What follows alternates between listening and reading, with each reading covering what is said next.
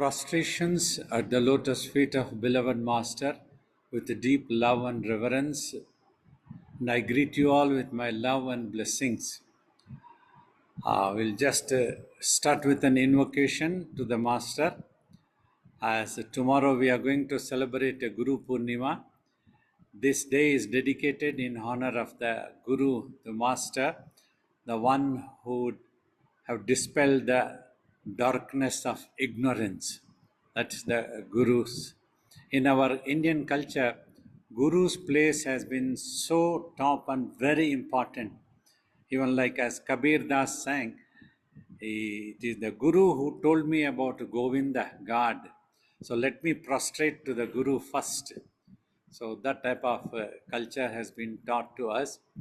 So we prostrate to Shiva Balayogi Maharaj, our divine Guru, who took our fingers, helped to stand on our feet like a mother, and taught us the ultimate truth about ourselves, that we are the Atman. As I talk, we are much more beyond the birth and death of the physical body.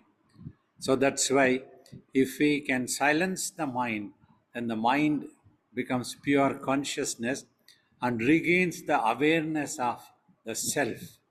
Till then, the mind is preoccupied with its imagination. This point is the most important, vital thing to understand, and you practice. Your effort should be to silence your mind. Let me have a quick gallery look and then we can go for meditation. The first question will be, what is the ego and what role does it play? Yeah. So in spirituality, every imagination of the mind which keeps you away from your real self is to be considered as an ego, which generates ignorance and not wanting to know the truth. Depending on that personality, that which you would have imagined, so the mind becomes egoistic. That's what we tell as ego. The second question was, Babaji, what role does it play in every soul? Why every soul has that ego? Yeah, you see, first thing, there comes an imagination about yourself or any individual, and that turns out to be an imagined individual self, which is not the true self. Thus, it becomes an ego. In Sanskrit, the word used is ahankar. Aham means my, akar is my form. If my form, if I am identifying with the body, that is an ego. Then what happens if whenever that imagined self is threatened, becomes insecure, then one is likely to become egoistic more and more. So that is how ego plays a role. So once you realize your real self as the universal oneness, the amazing supreme consciousness, this ego of the I will disappear. So that is the reason that this ego plays in giving you a misidentification about yourself, making you to forget about your own real self. That's why we try to tell you are much more beyond the birth and death of the physical body. Try to know your real self. Then the ego will disappear and you will know the truth.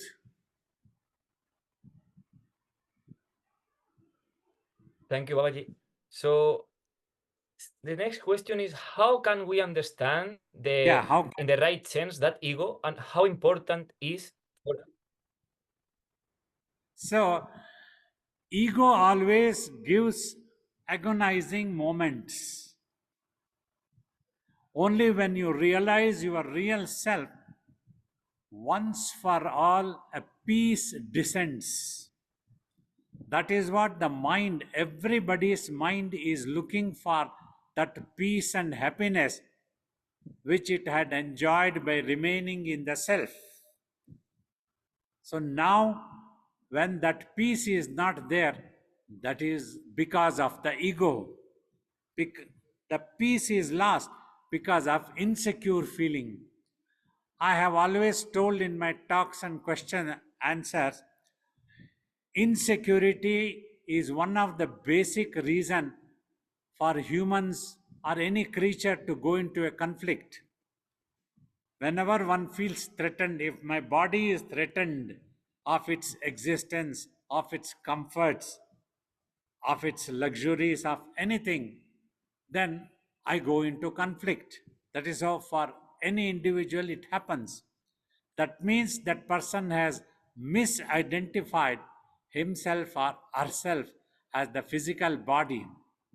So that is why this ego plays such a role which will rob you of your supreme peace and happiness.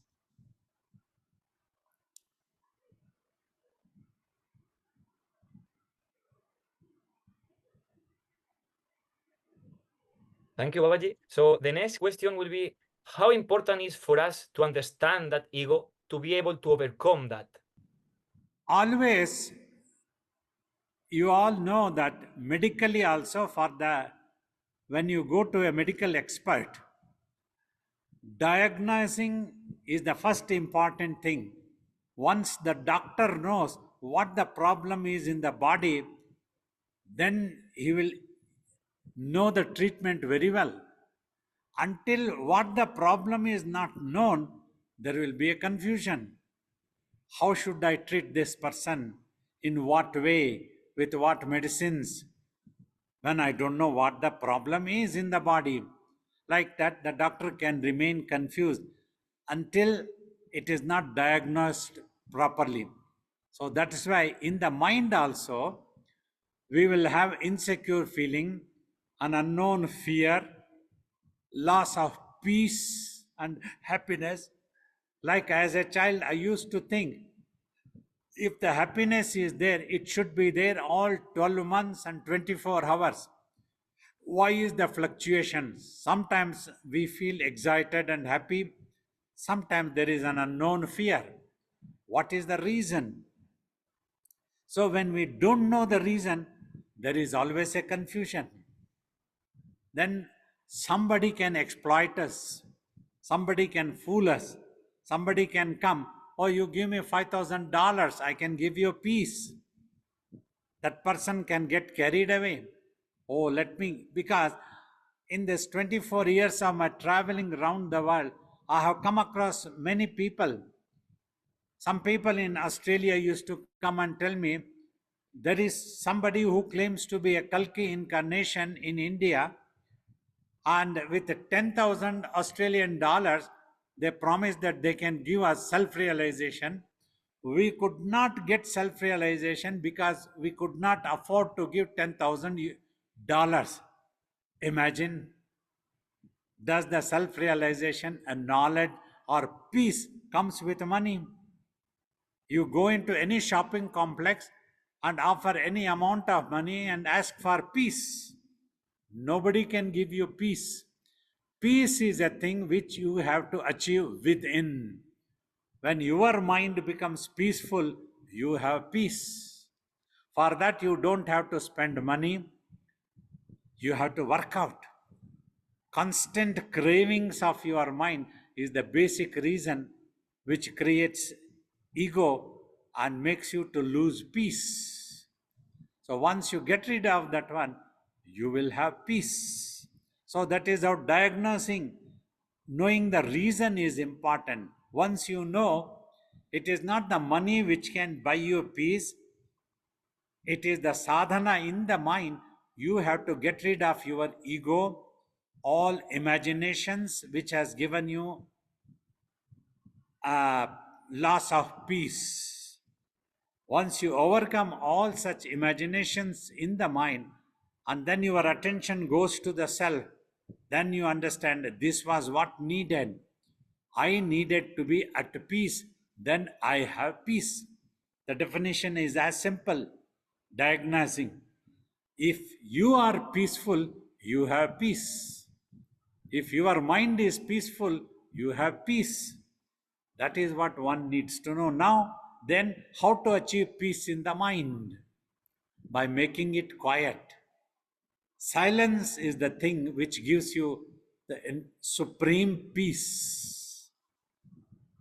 Sometimes certain sound effects, like a beautiful melodious music, might give you a peace, but that also is considered as a tranquilizer, because your mind is depending on a certain thing to remain peaceful or to remain focused, single pointed. Whereas the meditation we teach helps you to achieve that peace without any external anchor. You don't depend on any anchor, whether there is any music or not, sound or not, mantra or not, anything is there or not, you can remain at peace. Silent. Even if there is sound surrounding, you go into a fish market also, you can have your peace. Still your mind can remain peace. If you practice meditation, you go anywhere, your mind, if it remains quiet. So that is how you need to know this ego, how it is creating havoc within your mind. So that is why, if you all remember, I have told Swamiji, our Guru, said, the one who can realize their own faults and mistake can always become great person. We always spend time finding faults with others, so we don't get time to know our own. That is the old saying we read in magazines when we were students. By paying too much attention to others' faults, we die before having had the time to know our own. So in meditation, you realize the mistake was yours, that you did not have peace. So that is how you need to know how the ego can create havoc in your mind, and then practice to quieten your mind. That is what the meditation is. Thank you, Babaji. Why is that everyone tries to see the faults of others, but it's very difficult to see our own? Why is this? We cannot control that. That again is ego, that which gives the thought that I am the only person who is right always, the rest are all fault. That ego comes in the mind when you have imagined about yourself, when you don't know. Say, for example, you are only a gate watchman in a factory, but you imagine that you are the owner of the factory and you become egoistic. Then you start thinking the rest are all your employees and you are the employer, whereas you are just one of the employees. That's what you will realize when you meditate, your faults that you had imagined about yourself, whereas that I never existed at all.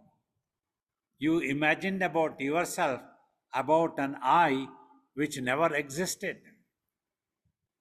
That's what has to disappear. You imagined about yourself, and then you try to find fault with others because you are egoistic. You don't want to show that you are the first one who was committing mistake. So those people, that is why surrender and devotion are also taught in spirituality. Because when you realize you are just a droplet and you are not the ocean, even when you merge with the ocean also, you should know that the droplet did not become ocean. Ocean already existed.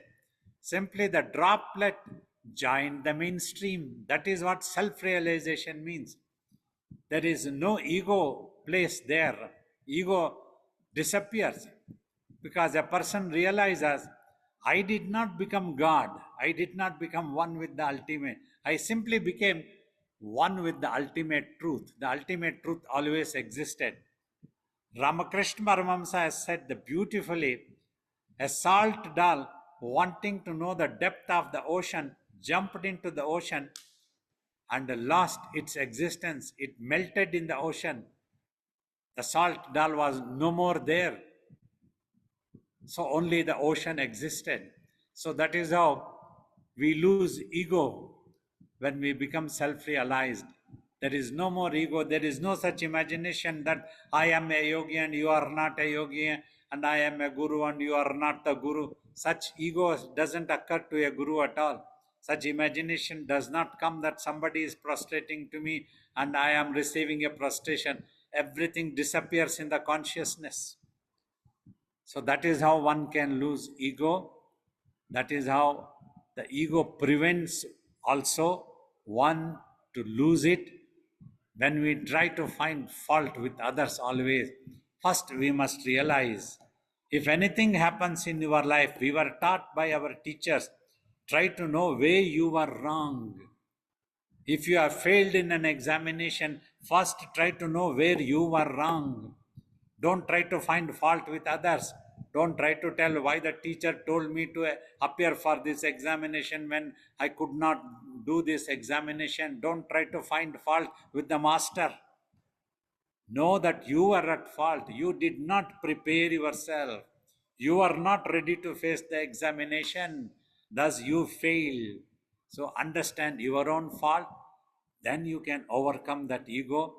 Next time, you can prepare thoroughly and appear for the examination, and then you can pass. It was not the master who was at fault. Our teachers taught us everything.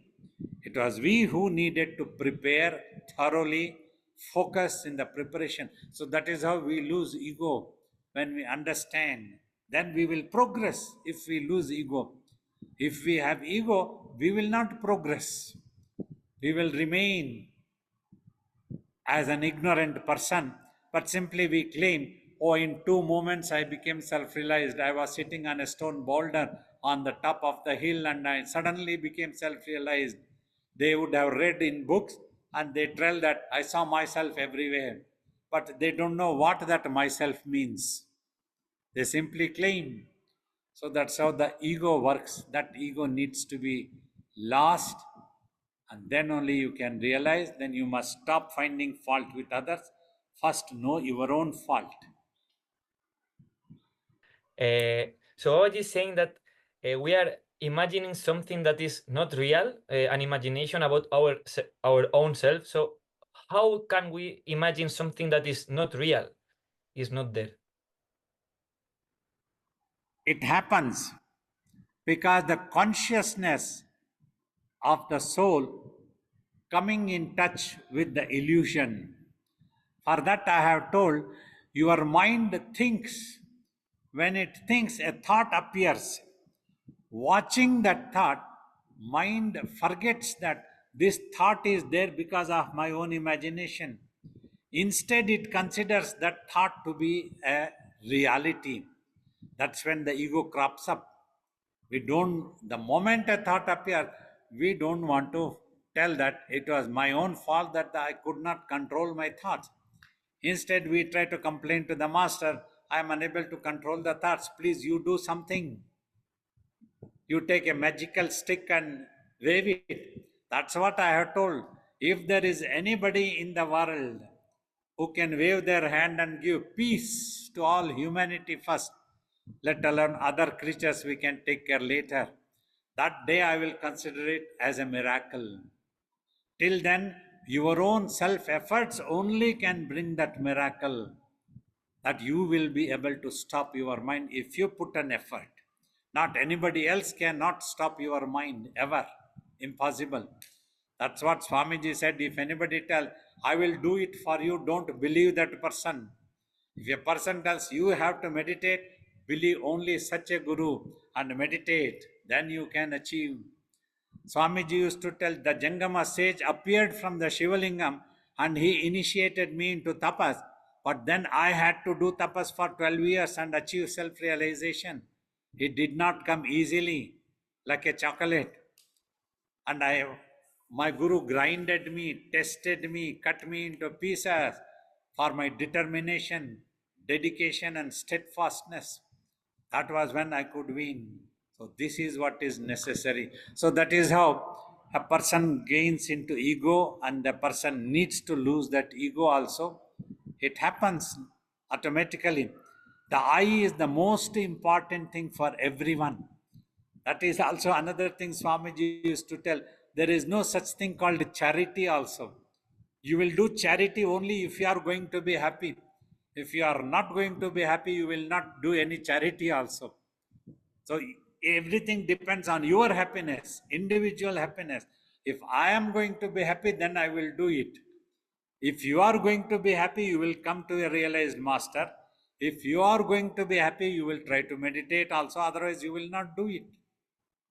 Anywhere, anything you try to do, that's what Swamiji explained. That is the ego. We work out to deal with God also. If God can give me peace, then I will meditate on God. So, can we meditate on God even if God doesn't give me any peace?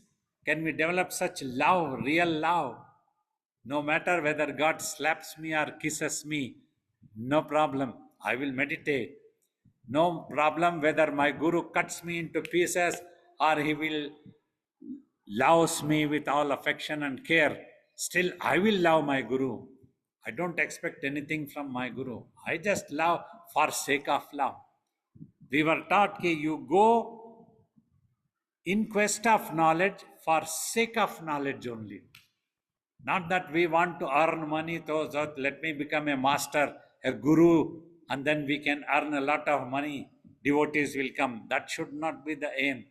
You just become self realized because you want self realization. So that is how we have to go, giving up egos, not working out deals with the divinity or the guru. Just surrender is taught for this thing so that you can lose ego easily. If you surrender simply, you don't mind whether the master slaps me or he will kiss me on my forehead. Either way is okay, acceptable, no problem. Thank you, Babaji. So now Babaji said about the surrender. Can we understand the means the guru is working upon the student or the disciple, or is better to surrender totally and whatever happens? If you surrender, you can understand. Surrender means you accept.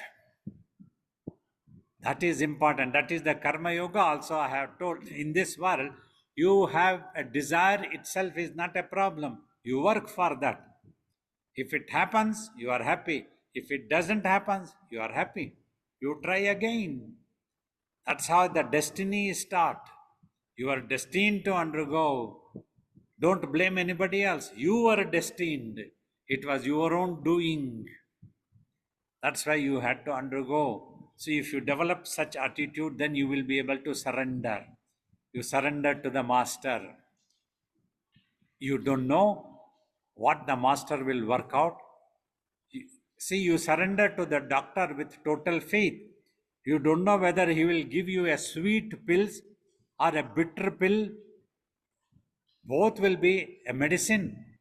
If the doctor decides that your body needs a bitter pill just now, that will work for you, then he will give you a sweet bitter pill. If you start demanding, doctor, don't give me bitter pill like that, you are really not a good doctor. You should be giving me only sweet pills. Things doesn't work like that. You have to surrender to the doctor. Like in the same way, you surrender to the realized master. That's what Sri Krishna told Arjuna, before death shall climb thee, go to the knowers of truth, surrendering, sitting at the lotus feet, seeking their permission. You need to seek permission, that protocol. You need to have that reverence. Then you will be serious. If you take the master casually, lightly, then you will not do things seriously. That's what Swamiji said. When the instructions are given to meditate, consider that as a command. In army, when the commander gives the command, the soldier is just supposed to do it, not question even. Master will ask, do you have any doubts? No, sir. And do it. Like that. Swamiji used to tell, Jangama sage appeared. He touched me in between eyebrows, asked me just keep watching there by focusing the attention of mind and sight. Don't repeat anything. Don't imagine anything. Don't open your eyes. I did that and the samadhi came. Swamiji used to talk so simple. I did that means he surrendered to that. So if only every day I instruct people to sit for meditation, Swamiji used to tell, I initiate them and ask them to do like this. If they listen like a command, they can achieve samadhi, they can become totally quiet and gain self-realization. So that surrender is very important. Then you can lose the ego. Otherwise, the ego stops you. You try to blame the guru, you try to find some excuse, you try to do this one. You want that the guru should make you successful only, not a failure at all. It was the guru's fault, why you failed. You try to find fault with the guru also. See that when the ego is there, ego can play such havoc. That ego is what the guru is trying to remove from every student. Until the ego is not removed, in olden days, they wouldn't even initiate in the gurukulams by great sages. They used to make them work all type of things, seva, service. Go bring firewood from the forest, look after my cows and buffaloes, dust my the ashram. That's what my guru said. When you clean the toilets of the ashram, you will understand the essence of Bhagavad Gita. Swamiji said 50 years ago when I joined the ashram. And we did it. I never thought I am a Brahmin, I belong to this caste, I should not be doing, I should be doing. I never thought, I never had any imagination of myself at all. Only Swamiji was in the mind, my guru just went on doing. That is the surrender that must happen. Then your mind absorbs the truth, it learns. It learns, oh, this is what the master said. Oh, this is what the real meaning. In which context he said, Arjuna, Sri Krishna told Arjuna in this context only, Tyagat Shantiranantaram, you will get peace only after sacrificing. What is it that we have to sacrifice? Ego of the mind, that is all. No need to sacrifice your hope, no need to run away anywhere, no need to give up your wealth or health, anything. Just give up the ego in the mind is enough. Thank you, Babaji. So now it comes to my mind. Once my one experience with Babaji, I tried to cook couscous one day, and Babaji said I need to roast that couscous before cooking. But I never did that before, so I thought maybe it doesn't come good because I did it on my own way without roasting. And then later on, he said, something is missing in this couscous. Have you roasted it? And I said, no, I didn't roast it, Babaji. And Babaji said, then you won't be able to achieve self-realization. And then I said that the following of the instructions of the Guru in every situation, that how important is this? Babaji, can you comment, Babaji, on that? Yeah, very true. You see, this example is very significant. That's where the guru comes. Guru finds out this small technical mistake is there. If you rectify that, the things will come beautifully. The recipe will be nice. It will be nicely cooked. The same way, people might tell, I am meditating for the last 40 years and nothing is happening. I am not getting peace. Even one monk from another mutt had met me one day. He said, ki Babaji, for the last 40 years I am meditating and the realization is not coming. I told you there is something wrong in the method that you are following, in the effort that you are putting in your dedication and disciplined approach, and your patience. All these things are lacking. So, if you understand this, the purpose of meditation is very important, and understanding the technique also important. The purpose of cooking is that you can have a tasty food, and that you need to know the technique. What are all need to be done? If it needs to be roasted, you need to roast. Then it will come perfectly. Otherwise, if you remain egoistic, no, I don't want to roast, I can do myself, I don't need to ask the master. What does he knows? I will know better. It will never come. 40 years you go on cooking the couscous. The couscous will never come tasty properly because you fail to roast every day. That's what happens in meditation also. It's a very meaningful example. You see, one might try to laugh at this, but it's a very meaningful thing where the master tries to teach you need to overcome your ego. Then one day suddenly one might realize, oh, it was me who was showing all ego, all tantrums, all stubbornness, all this and all that, trying to find fault with the master. Enough now, I must give up that. Then meditation becomes smooth and quickly you are there. So Babaji, what is the because I see that all this small example in day-to-day life is what the guru works with the student, and how important is to follow the instructions of the guru in every situation to be able to, when the time comes, when the ego is going to be really tested, those those actions will make you be able to sustain the sadhana. One important thing you all need to understand, it is a rarest of rare opportunity to sit with a self-realized master and get a chance, once in a lifetime chance, to listen to the master's teachings. It is not easy. In this advent of online things, modern time, somebody had commented, I think one day people will miss sitting with a realized master. Otherwise, sometimes people are ready to travel thousands of kilometers, just like you came from Spain all the way. There was no gold or silver that I was going to give you, just some instructions that you needed, that you wanted to meditate, you wanted to know the truth. That's why people come from long distance just for 10 minutes to sit with the master and listen to the master. At that time, when the master talks, often when people ask question, they are in such an excitement, they don't have patience to listen to my answer, they keep on talking. I pull them up. Once you have asked the question, now you remain quiet and pay attention to my answer. Then you will understand. Otherwise, you will never answer. You will never understand. That is important when I am talking.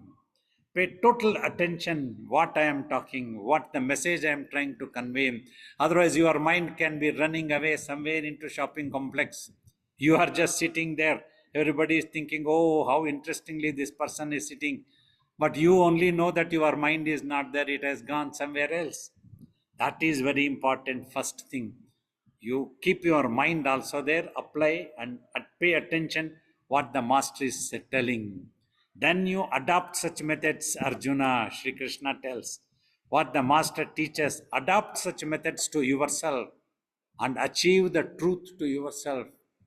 Then you have to realize, otherwise, you just listen for 2 minutes and it comes to this year and comes out of this year. You haven't learned anything. You remain there itself. 15 years, 30 years, 40 years can go by just like that. That's what is important when the master teaches. That's what we paid attention, because our guru never gave lectures like this. Hardly he spoke. We would be doing some service to him and suddenly something would come out of him. He would utter something when he was in a mood. We were waiting for that. Whereas I saw many people would wait for my guru to come to that town and they would rush with their problems and they would never allow Swamiji to talk. Means we have to understand what is it that the guru wants to give me. Instead, we are always in a rush to convey our problems, our troubles, our this and that, everything. And we don't want to listen to the master. We just want master to take a magic stick and finish it. Things doesn't happen. Such people get cheated. They cheat themselves. This is what happens. Instead, we used to wait. What is it that the master wants to convey? So we kept quiet. We had no questions at all. But we just concentrated on serving him. Go on just serving whenever the opportunity came. We did not demand anything. Sometimes he used to take us with him. Sometimes he would just ask you, just be here, you don't have to come. No problem. We just waited for the next opportunity until he didn't come. Then when he came, all 2 months or 3 months that he used to stay, we used to wait for few words in those 3 months. Not that every day he gave lecture for 1 hour. It was not like that. Just one sentence he would tell that penetrated we because we paid attention, waiting for that. Even today, it rings in my ears. The things that he said, my Guru said, you can lose anything, but do not ever lose faith. If you lose faith, no God can help you, he said. Such things are all sitting, we cannot forget. We don't have to remind ourselves. Naturally, it is there because it penetrated the inner layers of the mind. And we worked on that always, faith. We never gave up faith. Come what may be, no problem. It's okay. My master is something, even today after he has dropped his body, not that always whatever I have wished has happened. Sometimes there are boys to look after me, sometimes there are nobody to look after me. We are happy at all situations. Master is working out something. He closes one door, he opens another door. He is teaching me something. He is teaching me to be independent. He is still training me at the age of 70. No problem. Let me get trained. So, like that, all the time we remain surrendered and love the Guru. Then you can lose your ego and learn things. This is what is important.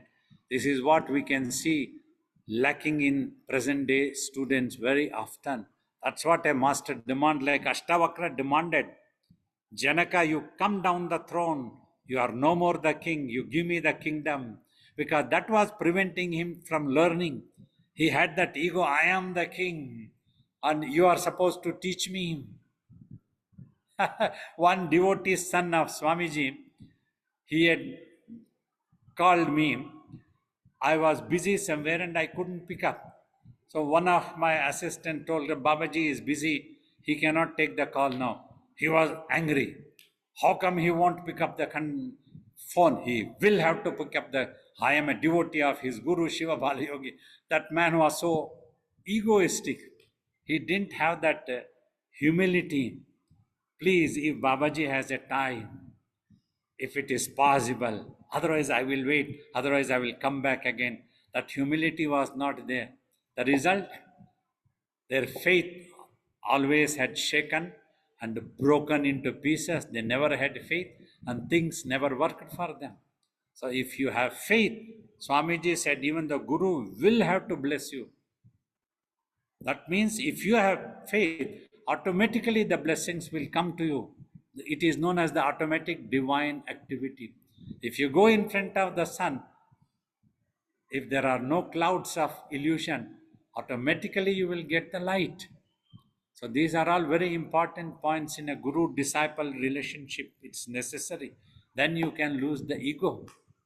Till then, the ego will play the dance. So, Babaji, you can say that that surrender is a mix of following the instructions of the Guru in every situation, in anything, and also the surrender of faith towards the Guru and the attention towards the teachings. That all mix can be the surrender, or what Babaji will say about. Exactly. Yes. That's what we have been talking all this time. Following the teachings. When the teachings are taken, you need to have faith. This faith is not a blind belief, it is self confidence. Afterwards, you will know that is the truth. Just like I always tell, when you went to school first time as a child, when the teacher said, this is A, this is B, you took it in good faith. You did not question the teacher, why I should write this as A, why I should write this as B. But you took it in good faith. Then, after you grew up, you learned, indeed, that is A and that is B. So that is the faith. You have to take it. And then you practice it. Then you will get to see the same thing. You practice meditation. You just follow the instruction. When the thoughts and visions come, do not try to analyze or get involved. Good or bad, right or wrong, you just don't call it in the mind good or bad. You just watch. I have told if I ask you to watch my hand, don't think whose hand is this, whether it is hand or what it is, but instead just watch this. Then your mind becomes quiet.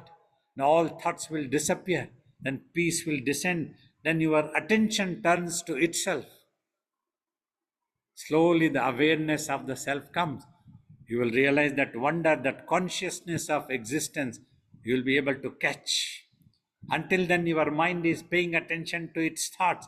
So it has no time to look into the gap. You enter the hall, you are busy watching the pillar, fans, screen, this and that. You don't have time to watch the space, that which is so peacefully standing quiet. So that is how you understand, you learn, you realize that is what is needed with a master. That is the bhakti marga. That is what bhakti marga means. Not just taking a camphor and doing arati. I am a devotee of God and I have done things. It doesn't work. Many people came. I'm a devotee of Shiva Bala Yogi. They wanted VIP treatment. They wanted to be recognized as a very important personality. We are devotees of Swamiji, champions. They all disappeared. Where have they gone? They are all confused. I saw them. Thank you, Babaji. The last question will be, is the level of the surrender that we have that will determine how deep the guru will work in the ego of the disciple or the student? Yes, I have told you have to authorize the guru so that the guru can work surgery on you. Means many people tell कि Baba, you can scold me, you can beat me, you can do anything. But even in my Guru's life, I saw people remained so close to him for 30 years, 40 years as a VIP devotee, and they came so close to him, they served, they considered themselves as a champion devotee. But one time he scolded in front of everyone. It was a big humiliation for them, and they never came back. Such thing happened thousands of times to us. He used to humiliate and scold in front of everyone, ask me to just get out, don't show me your face, idiot. Get out of my room, don't come here. I just used to obey his order, come out of the room, go one round, do a little bit of work, again come back after 5 minutes to his room. He also would have forgotten that he instructed me not to show his face. He would give me some sweets and he would ask me to do some other work. I would have forgotten, he would have forgotten. So, because he was a great realized master, nothing remained in his mind ever. He used to tell, even if I scold or slap you, I am doing your a beneficial work to you, surgery on you. Even if I slap, it will benefit the person. A yogi can never do any harm to anybody because yogi's mind is the purest consciousness form. It can never entertain any hatred or dislike. Even if a student abused me and gone away, if I scold that student, I am removing the karma of that student. So let him live peacefully anywhere. He abused me, no problem. But this is his fault. Then his account gets cleared. Otherwise, he can get into that trouble for 55,000 life cycles. Swamiji said this, not me. My guru always used to talk. That's why this 55,000 life cycles is there. I don't know why he spoke of 55,000 life cycles. He said, you have to undergo all the things. So that is how you surrender and the master works on you. Remember, have this faith. Even if he has scolded you, he has humiliated, not simply scolding. Humiliation is another important factor. Hardly any human can take it. If it happens in front of 100 people, 50 people, 1,000 people, if he humiliates, taking that is not an easy thing. Others would run away when he used to scold us. It used to be so loud voice and all such language that he used to use. You cannot imagine. But He used to also tell, take my scoldings. If I beat you, then the world cannot raise its finger to find your faults. I will make you perfect. That also he told the master. Today, when the world honors us, we are grateful to that great master. We surrender even today at his lotus feet and consider whatever honor we have, it is his grace, his blessings. Today, people are ready to listen to my answers. So many people sitting in this Zoom class, so many people travel from long distance, want to come and spend 10 minutes with us. It is his grace. That's what we call that my master's grace. Thank you, Babaji. So for me, all the questions are done. So thank you for this session. So wonderful questions you asked. It was all very meaningful, giving me an opportunity to share my experience and what I learned from my guru. Pranam Babaji. I have a Yeah. question. How much impact in our in the process of removing ego, like the food we eat, how much important role it plays? I want to Uh, understand. you see, when we eat food, it has to become blood, and that Yeah. blood gets supplied to brain along with oxygen. Depending on the quality of the blood, the brain's reflections also will be there, either sattvic or tamasic or very dull, like that.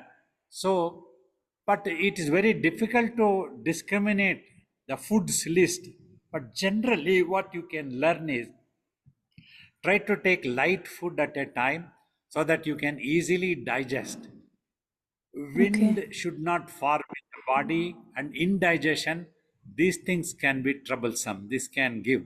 If it's okay, then your meditation also progresses smoothly and the ego can be removed very easily. If you take this formula, is good enough. Take healthy food, vegetable food, like that only we can recommend.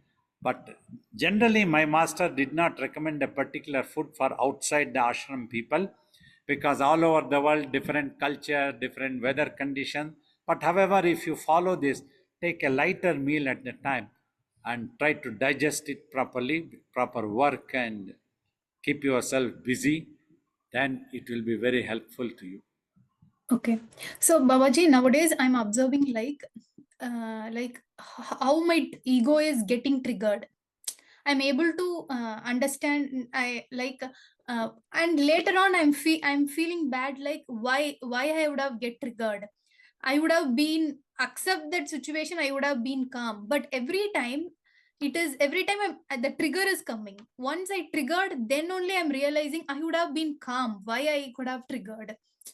So and the surroundings, my family members call, what is the use you are meditating? And that's what and I'm not able to control that trigger. It always I'm realizing once it happened. Yeah, I understand.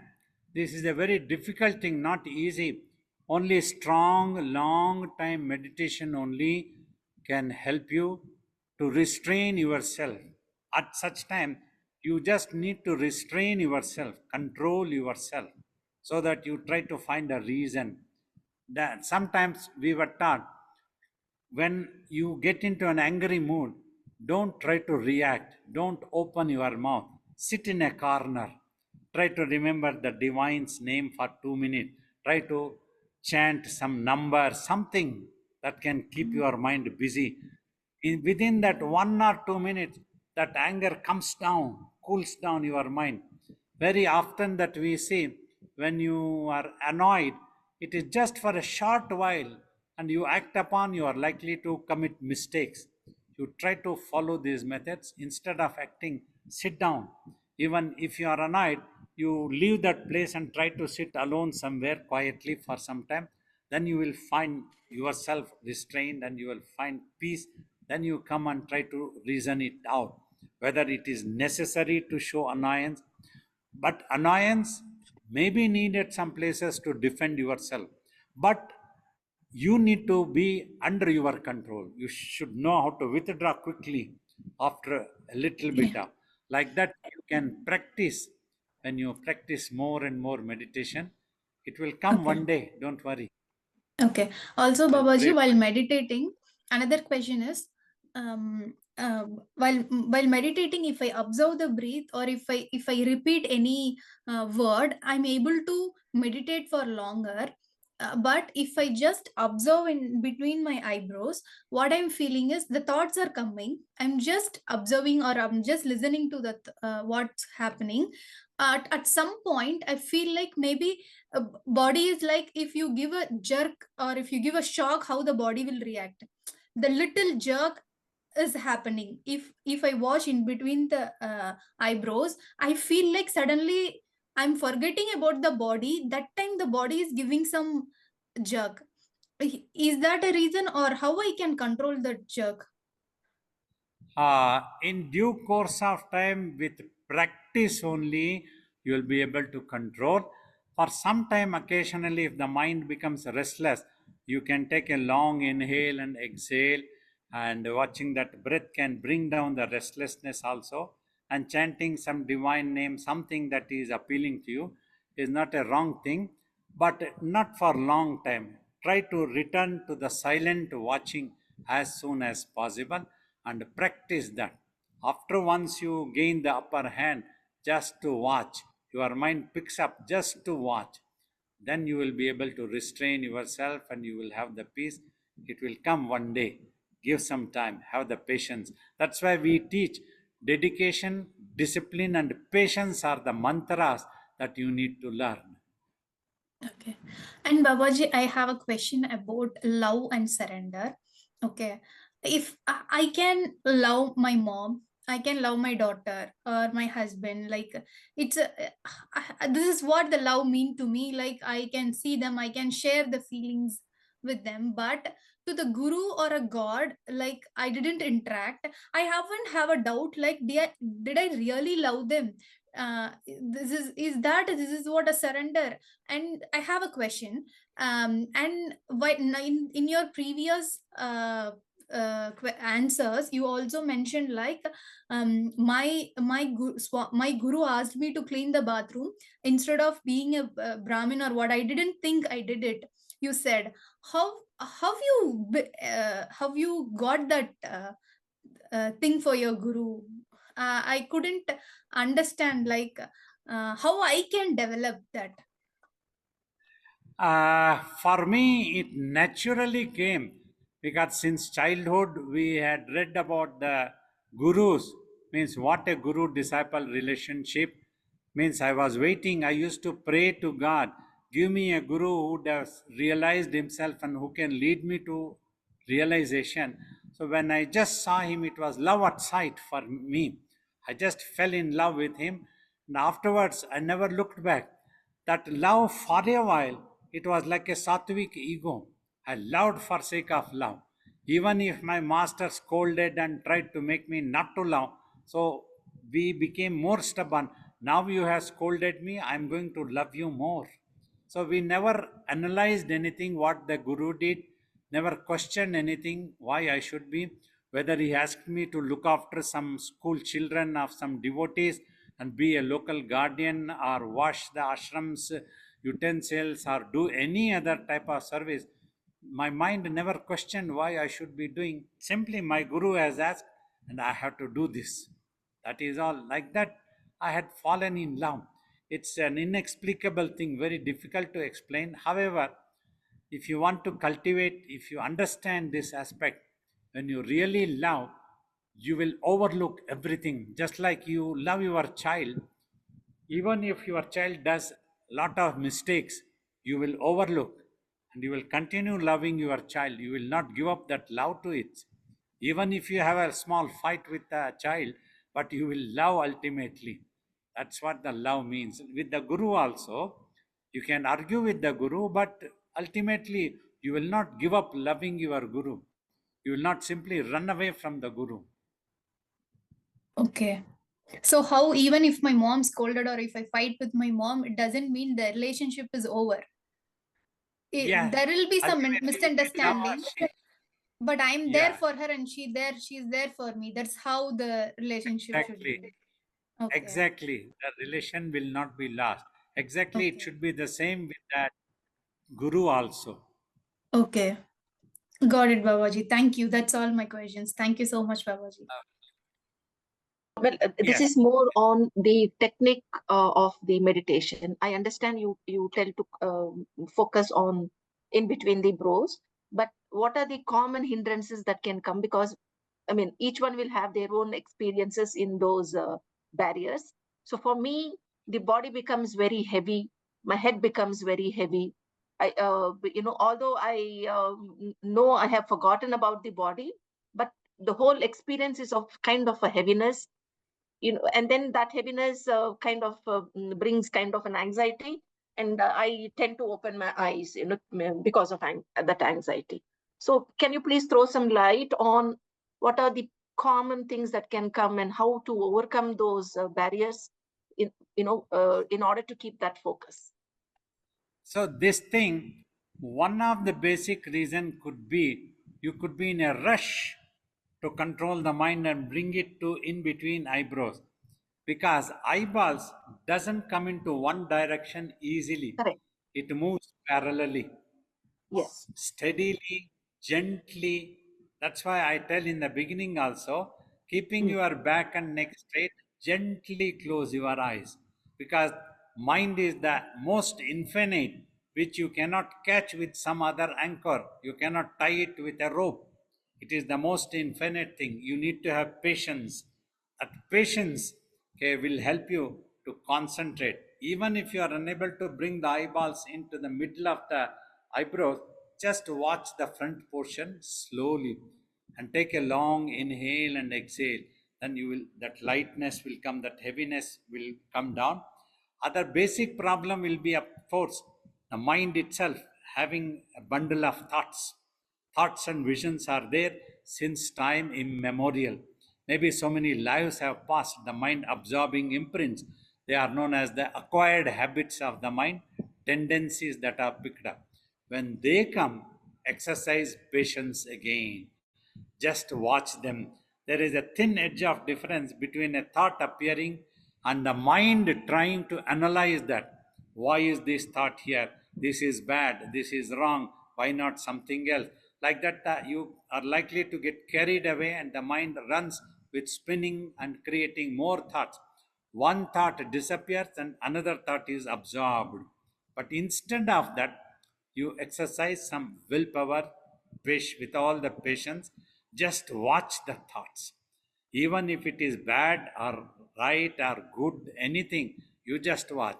It's like a robber is running away, you are forced to watch. But don't bother the robber, he will automatically disappear. He is already punished to disappear. Like that, the thought is already punished to disappear. If you hold on, it will remain there. If you hold on to the thought with some analyzation or some judgment, do not do that one, and exercise a willpower. Have with patience is very important. Slowly, slowly, slowly, skillfully, you have to catch your mind. Then it will come down one day. Still I have. Another thing is, because once we close the eyes, the mind's eye will see a dark, or sometimes it could be colorful or something like that. So there is no one point to, like, say for example, there's a dot, so you can focus on that dot. But when in reality, when you close your eyes, we don't see anything at all, right? It's just darkness. It's like staring into the darkness, right? So then that's where Anything happens, anything happens, whether a color, darkness, darkness, or yes. thought, or a vision, anything. Mm. At that time, just watch that, anything that comes. You don't try Okay. to remove or bring in anything else. It will automatically go away on its own if you just watch. Your job is just to watch. If it is darkness, job is just to watch. If any light comes, your job is just to watch. That you take care, and then it will all go away. Thank you, Babaji.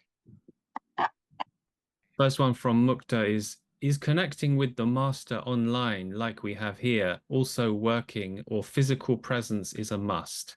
Because some of seekers do not have possibility to travel to the master personally due to health or finances or some other karmic issues. So does it online connection also work? Yeah, definitely. Technological advancement has helped us. You are able to see me live, even though this is online, not in the front. So, coming in front is not a must. It's just like a bonus if you get a chance. Otherwise, also, it is your mind's faith that you take it seriously that the master is sitting in front of you, even though if it is online, so it will work for you. So when I instruct you to meditate, consider that as an initiation. So that will work for you. It is your faith which really matters. So know that one, and then think that if the master is with you always, you will find him within you also. Thank you, Babaji. And a question from Maheen. What is the better method for removing one's ego, between meditation versus seva, or both? Both can be helpful depending on your attitude and the chance that you get, whatever way that is possible for you. Even if you help somebody while away in the world also, that you can consider, let this service reach the lotus feet of my master, that also can work. It is your mental attitude which matters actually. Whatever work you do, consider that let this as a service to my master, let it reach him, and it will reach him actually. Then your consciousness will be benefited. Thank you, Babaji. And one last one here from Erica. Can Baba give an example of arguing with the guru? What is the context? See, arguing with the guru means you don't accept what the master is teaching, you don't pay attention when the master is teaching. Instead of that, you try to put your own logic. It is like throwing tantrums.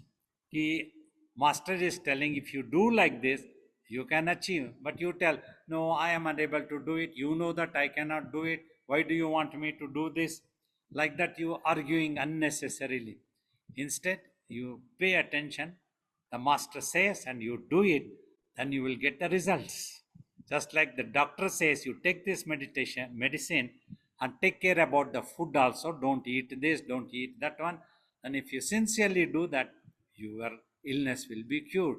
The same way with the master also. That's what argumentative nature means. Master is telling something, but you try to tell the master something else. It is as if almost you try to teach the master also how he should behave with you. So these are all the arguments. That's what Ramakrishna Paramahamsa said. A person with argumentative nature can never learn from a master. Thank you, Baba. Thank you, Babaji, for being my guru. Thank you so much.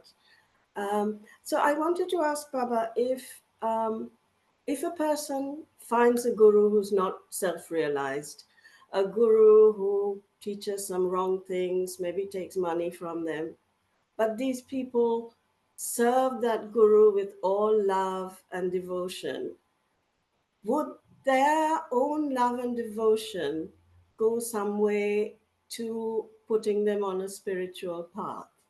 Would that help? Definitely, if they are sincere that they want the spiritual truth, divinity only, then even for a while, if the guru is not self-realized, that faith can work for them wonders. This is one thing. But if they are not sincere, they want to buy something by paying money to the master, then they are cheating themselves. If you are sincere, that's what my guru said. If you are sincere, no guru can cheat you at all. You need to have faith. Then very soon, God will guide you to the right master, and it will be taken care. Thank you, Babaji. Hello, Guruji, Babaji. So when I'm reading a book or even playing a game on computer, I watch that my mind is completely quiet. And even when I'm reading a book, there is not a thought. But the minute I sit in meditation, all these random thoughts, and they're mostly of the past and of the future, they come up. And I keep watching what my next thought would be, and I am taken away. And I just want to ask why the pull of the thought is more stronger than the pull of the self. You see, while reading a book, it is like a tranquilizer. Temporarily, the mind might appear to be quiet. But when you sit for meditation, that removes the chronic disease of the mind. It stirs and brings up all the thoughts and visions, then it evaporates. During that process, you need to have patience and just watch. Then they will all disappear. While thought you are watching, you just watch. Don't give rise to any further thought what the next thought will be. When it comes automatically, you will know. And even you don't have to know what the thought is. Simply you have to watch. You don't have to bother why this thought is there, what this thought is there, how this thought is there. All this inquisitiveness, curiosity must be overcome. Just keep quiet and watch. Then it will all dissolve and disappear. This is important. So then it will be all right. So once for all, the disease will be cured. The mind will lose its habit of holding these thoughts and visions in the subconscious state as an acquired habit. It will totally be purified. Just wait with all the patience. One day, total purification will happen. Before that, you don't abruptly rush or don't try to become anxious with the next thought. Have patience. It will be all right. My next Nitika, please. Do you still one more question? Yeah, please go ahead. It's a very strange question, Babaji. We work in an office here in Australia, and it is quite normal to wear dark clothes. In Western countries, we all wear suit and everything is black. I know I'm working on the mind and I'm not the body, but does it matter if we are always wearing dark black clothes? Not necessarily, as long as it doesn't affect your mind in any way. Cultural difference, that is all. Like in our culture, we consider white as peace. That's why often it can be recommended. But if there is any other cloth, it's all right. No problem. Babaji Pranam. Yeah, blessings, please. Babaji, a few days back, I emailed you and I shared my experience with you.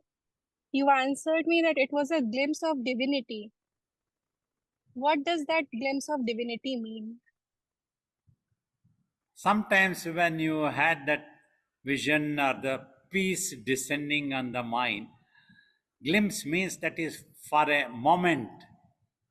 So if you do more sadhana, that will remain in that state for long time and forever. Just like you see, after doing long hours of meditation for 20 years and a 5-year tapas, now my mind has totally stopped. At all times I am aware of that truth. It is visible for me. In that way, you also will be able to achieve. That's what a glimpse means. What you wrote as an experience is only for a short while, it came and went away. So if you continue sadhana, it will come back. You must do sadhana until it permanently stays there for you in your consciousness all the time. It will come one day. Thank you, Babaji. Babaji, there is a soul within us. There is also this witness consciousness or experiencer which is there from birth till death. Whether these two are the same, witness consciousness and soul, they are one and the same? You see, soul is mentioned for that truth, actual truth. From that, a small portion, like a droplet, has come out, which is the witnesses this world, imagines, and undergoes all experiences. Because of that, it undergoes an illusion also, as if it is born and it is going to die. Now, the meditation is start so that you can overcome that illusion of all the witnesses, things that the witness, everything is disappear. Then this mind becomes one with the soul, it merges with the soul. That is what is known as self realization, to give you a small clue. So, for that purpose only, meditation is taught. And for soul, it is said there are attributes like love, bliss, knowledge, power, peace, purity, and truth. Is it so? No, it is all for the mind, actually. Mind. So, what I am trying to tell, sometimes different gurus would have used ultimate truth, the supreme soul, and the small soul. So, it is all can be confusing. I am just taking mind and the soul. Soul is the truth. Soul is supremely peaceful and exists in itself, all pervaded.